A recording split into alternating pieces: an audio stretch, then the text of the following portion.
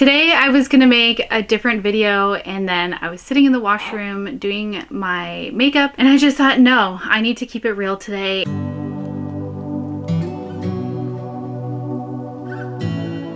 Hi everyone, I'm Erin Jones and welcome to my channel. I just thought I needed to talk about something that's so true and so real, and this just like trumped any video that I was thinking of making today. So I just grabbed my camera, sat down, and I want to talk to you guys about it. Today's video is all about what no one tells you as a new mom. I get why they don't tell you, and it's not to be a negative thing, all the things that I list. I just want to share them with you guys because I went through it, and you're probably going through it, or you're gonna go through it, and it's totally okay. Some things that people don't tell you is your emotions after giving birth are so real, they're so strong, it's insane. Like the hormone levels just striking the highest it could possibly be.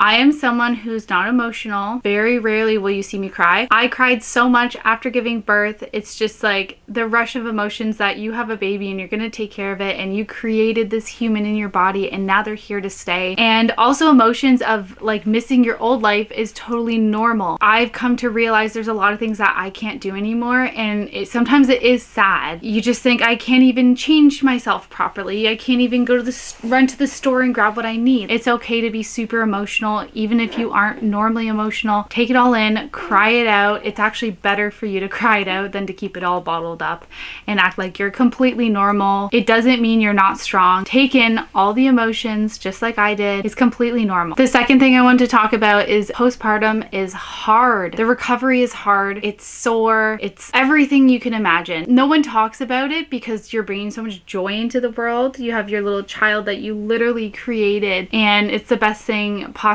being a mom, but postpartum is hard. So if you need to take Advil or Tylenol, you take it. If you need to take the stool softener after giving birth, then take it. Pointer, take it before though. A couple days before. I was told that and I never did it, and I regretted it. Postpartum is hard and it's never gonna get easy, and once again, that's okay. The third thing, which is the reason why I decided to create this video, is you will never be able to have a hot coffee ever again. That's just my personal opinion. Once again, I literally heated up my coffee this morning in the microwave, and this is what sparked it, because yesterday my sister was over hanging out with Avery and she made me a coffee, and I took the first sip and it was the hottest thing I've ever had, and I literally turned to her and I was like, is this coffee like extra hot? And she's like, no. And I realized that I've never had a hot coffee since she's been born. I've had like a lukewarm cold coffee, and today I even heated up my coffee in the microwave because I was like, I want a hot coffee. I miss hot coffees. The fourth thing that no one tells you about being a new mom is how hard breastfeeding is. You hear about the joys of it, you do hear about the struggles about it as well, but man, it's hard. And I don't mean just after birth. It's hard to get a latch or continue it. I'm at 3 months with her and I'm having a struggle period. Starting a couple days ago, she just started screaming as soon as I put her on the boob, and she didn't want to take it, and it took me like half an hour to get her on, and she was very hungry. I debated on grabbing the bottle for her, and at the last second she latched, which was great. But no one tells you that there's more difficulties to come. Like, I know at 3 months she's having this difficulty. Hopefully she gets over it and I don't have to give her just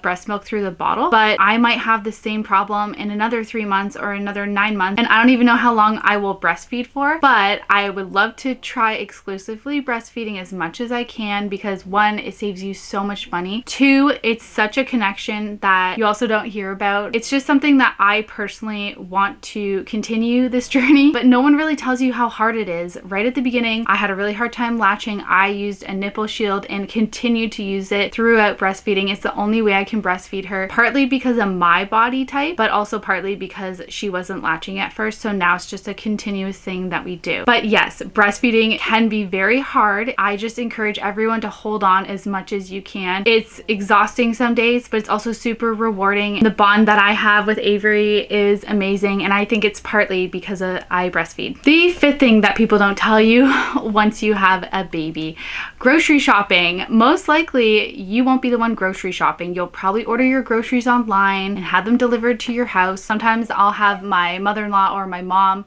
come over and then I'll whip out and do groceries, but mostly it's my husband these days. And yeah, it'll never be the same. Going out and running and grabbing milk and just a few things, just it's not possible when you have a baby unless you have that extra support and help around your house to either watch her or people to hold her while you're grocery shopping. It's just a whole new experience that you didn't think about, which also kind of lines up with going to a restaurant. I feel like it's the same thing. Like, you won't fully have the same experience ever again because you're going to be watching your baby a lot of the time. Which leads into my next point that no one tells you is going out with friends. Trust me, you can have a social life, you can make it work, you can make your baby alert and around people in public by being held at a younger age by other people, but going out with friends, no matter what, is going to be a little difficult and very different than normal. I, for one, am trying to get her to go out in public as much as she can, get to know my friends as much as she can so that I can go out and do those things, and hopefully it's not a hassle. Even last week, I went out to a restaurant with all of my friends to watch a hockey game. At the end of the day, she was good for half of it, and then the other half, it was like me really trying to calm her down, make sure that she was okay, feeding her, playing with her toys. You are interacting with your friends and you're there and you're present, which is great, but no matter what, I went home early because she was being fussy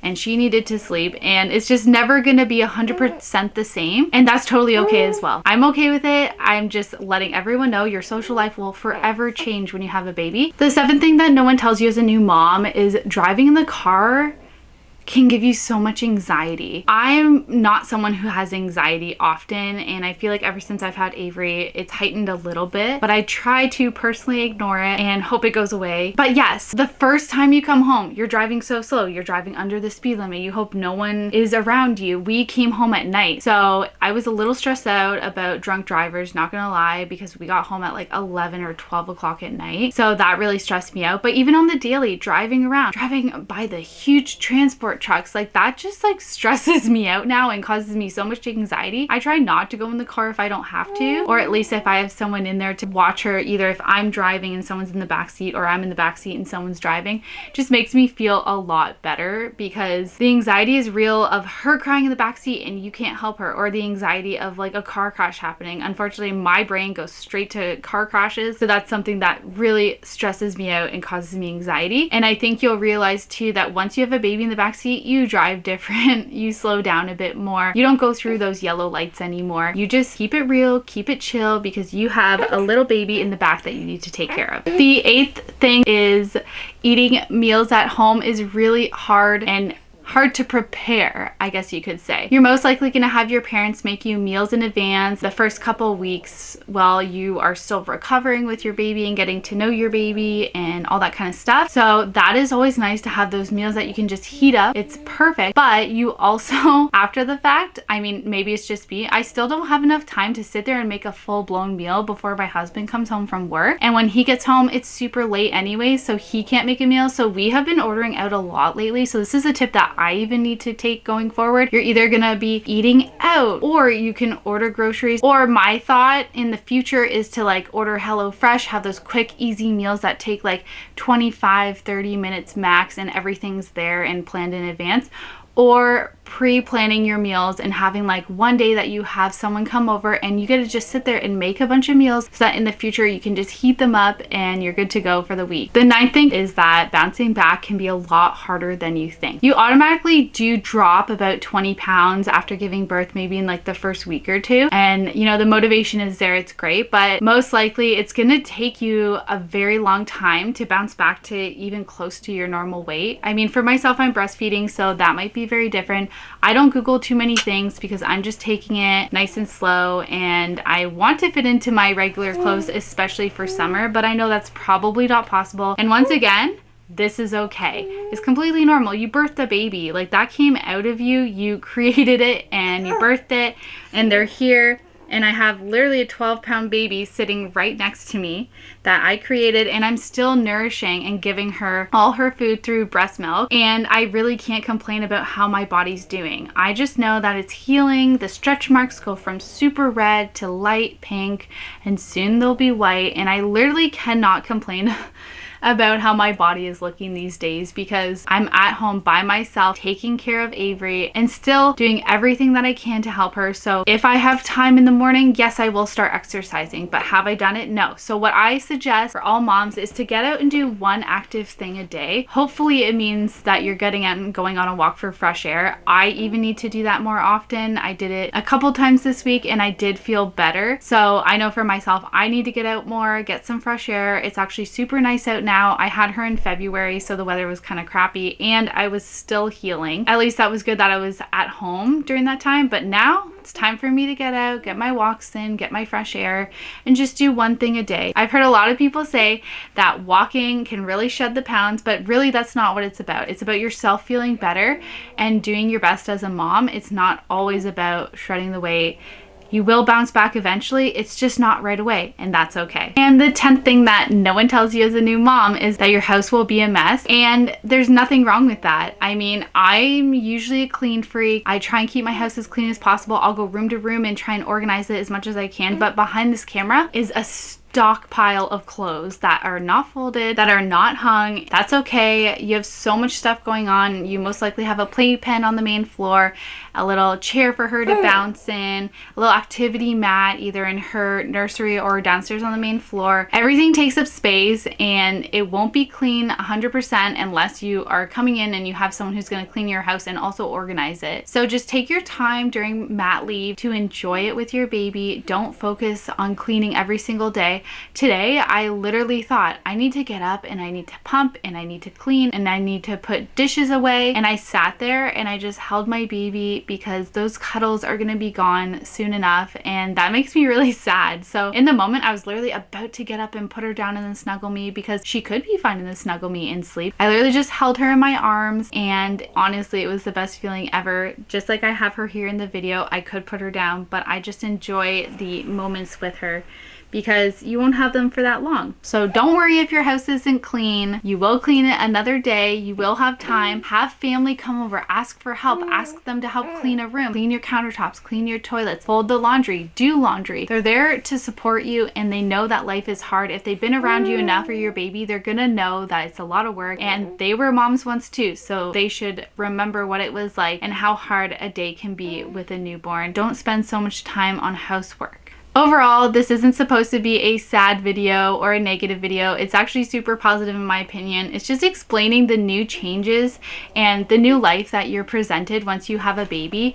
And in the end, everything is okay. Everything's gonna be okay in the sense that you don't need to go to a restaurant and hang out with your friends if you don't feel like it. That's totally fine. Yes, you're gonna have a cold coffee, but you can reheat it. All these things are okay, and you know, they can be fixed in time or they can be changed in time. I just wanted to let you know exactly what it's like to be a new mom or a first-time mom and the challenges that come with it, but they're so great because in the end you have your baby and that's all that matters.